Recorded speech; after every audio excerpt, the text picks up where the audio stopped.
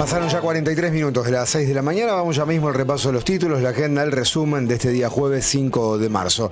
A nivel nacional, destacamos que ayer el presidente de la Nación, Javier Milei, posteó en sus redes sociales la despedida, la aceptación de la renuncia como ministro de Justicia de la Nación a Mariano Cunio Libarona, que en realidad hacía tiempo quería irse del cargo, decía estar estresado, ya agotado de la gestión pública, quería volver a la actividad privada y en su lugar se designó a el joven abogado Juan Bautista Maíquez, hombre procedente de la localidad de Mercedes, pero que hace tiempo se desempeña en la capital federal. De hecho, es hasta ahora el jefe de los fiscales de la Ciudad Autónoma de Buenos Aires.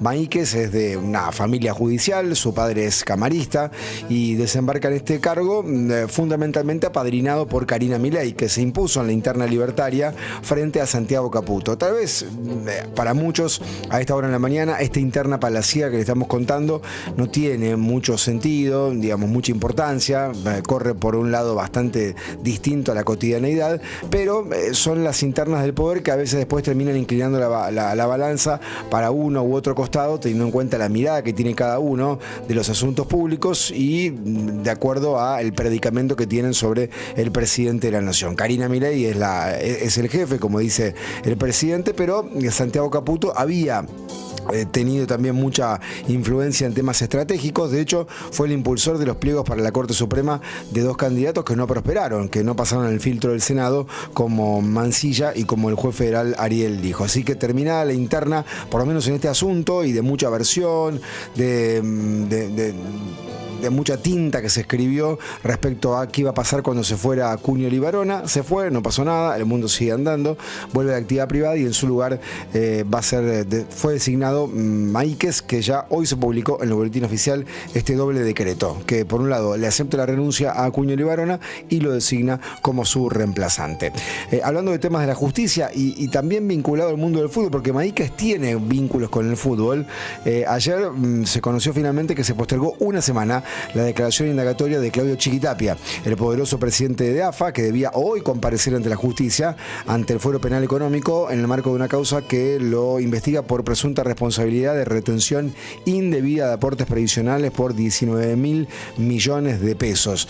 En ese marco hay paro de fútbol el fin de semana próximo a iniciarse, pero finalmente se postergó una semana. Va a ser el 12 de marzo la indagatoria a Claudio Chiquitapia. Hablando de causas judiciales, ayer se conoció un pronunciamiento del fiscal federal Sebastián Basso, que es el titular de la unidad UFI-AMIA, aquella unidad que supo estar a cargo, por ejemplo, de Alberto Nisman hace más de una década atrás, que a 32 años del atentado de la AMIA, 32 años, un atentado impune, que ahora cobra centralidad, producto de lo que está ocurriendo en Medio Oriente, solicitó a la justicia el procesamiento de 10 iraníes y libaneses acusados de este atentado de lesa humanidad, y entre ellos imputó a Ali Asghar Ejezaji, que es uno de los actuales jerarcas del régimen teocrático iraní, con lo cual se suman presuntos implicados en esta trama que, insisto, han pasado 32 largos años y está absolutamente impune. ¿Cómo estuvo la jornada económica financiera en el día de ayer? El Banco Central sigue sumando reservas a su entidad monetaria, ya ha superado los 2.500 millones de dólares en lo que va del año, en este primer trimestre que estamos transitando, ya ha terminado el primer bimestre, con lo cual es una buena performance para el Banco Central, que el año pasado prácticamente no había sumado reservas y tenía mucha debilidad ante una eventual corrida cambiaria. El dólar está estable, en torno a 1.430 pesos, 1.425, Banco de la Nación Argentina, y a la espera del dato central de la actividad económica de la semana que viene, que va a difundir INDEC, de tanto la actividad económica como fundamentalmente la inflación del mes de febrero, que la mayoría de las consultoras se ubica muy parecido a enero, entre 2.8, 2.9 y a lo sumo 3%, con lo cual se le complica al gobierno bajar la inercia inflacionaria.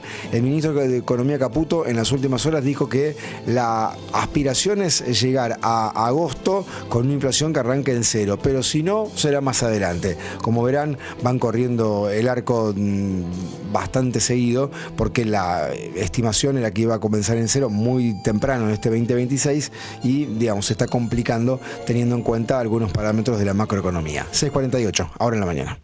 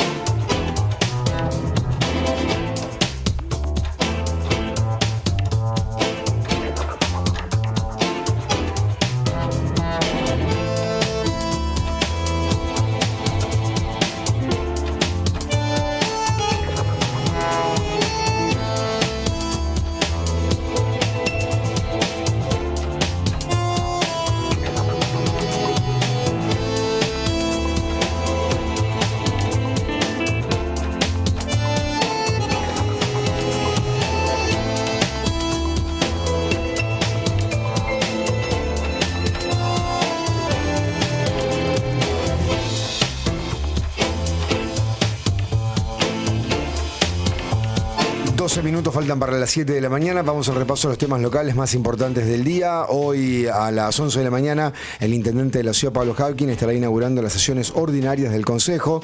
Ya ocurrió lo propio con la legislatura de Santa Fe, 15 de febrero pasado con el gobernador Puyaro, 1 de marzo con el presidente Milei en el Congreso, y hoy le toca el turno a Pablo Habkin en la primera sesión ordinaria del Consejo. La semana pasada tuvimos la primera extraordinaria, donde se aprobó, entre otros expedientes, el incremento de la tarifa pública de taxis, que ya rige a partir del día martes de esta semana. Así que 11 de la mañana, un discurso que probablemente esté centrado en un raconto de cómo la ciudad logró recuperar la pacificación, la paz, los parámetros básicos de convivencia, con disminución de índices de delito, de robo, de hurto, producto de una mayor presencia policial, y los planes de obra pública e intervención y transformación que se van a dar este año. Y probablemente veamos como contracara un cuestionamiento abierto del arco opositor, entendiendo que ya estamos en el 6º año de gestión de Pablo Habkin y mucho de lo que se va a anunciar probablemente sea parte de lo que se planteó en otras oportunidades de apertura de sesiones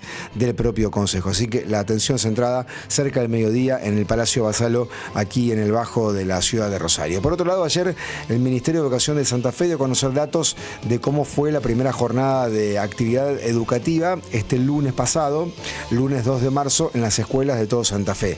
Acá hay una mirada muy dispar entre el Ministerio de Educación y los gremios docentes.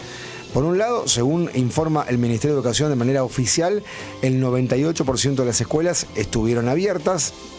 De 2.465 colegios, 2.412 estuvieron abiertos, 53 cerrados. Esto en cuanto a edificios. En cuanto a docentes, según el Ministerio de Educación, insisto, 86% de gestión pública y privada completó la declaración jurada de haber brindado servicio ese día. En términos nominales, eso implica que de casi 78.000 docentes, 67.000 completaron el formulario de que habían asistido a dar clases. Falta alguna auditoría adicional a este dato preliminar, no se condice en absoluto con la mirada de los gremios. Ayer SADOP, por ejemplo, el gremio de gestión privada, difundió un comunicado donde dice que estuvieron las escuelas abiertas, pero las aulas vacías, porque más de la mitad de los colegios privados de la región no funcionaron con normalidad. En el caso de los docentes de gestión pública, el balance que han hecho es mucho más crítico. Han planteado que hubo acatamiento elevadísimo, mayoritario, a la medida de fuerza. Veremos cómo se resuelve esta lectura tan dispar de la realidad. Por ahora no hay medidas de fuerza lanzadas para más adelante. Recuerden que la paritaria sigue abierta de manera casi testimonial, porque la cuestión salarial, por decreto, el gobierno provincial lo ha cerrado. En un rato hablamos también de la cuestión de los cuidacoches en Rosario. Un concejal de la ciudad que lanzó una campaña pública, a lo mejor ustedes la vieron, el concejal Federico Lifshitz, tendiente a que la gente denuncie al 911 la actividad extorsiva de cuidacoches. Mientras se discute desde el punto de vista normativo, en Rosario hay un artículo del Código de Convivencia, el artículo 300, que regula el tema. Es muy complicado denunciar infraganti a un cuidacoche, que lo vengan a identificar, que lo lleven demorado, que le apliquen una multa. Por lo general son insolventes. Hay un gris normativo, un problema social que subyace y maniobras muy violentas de algunos de ellos que lamentablemente terminan haciendo que paguen por igual justos y pecadores. Así que un tema para seguir de cerca. Y en la agenda deportiva, como decíamos, el fin de semana no tenemos fútbol por la suspensión, por la adhesión de los clubes al Chiquitapia. Se ha cambiado el horario de partido de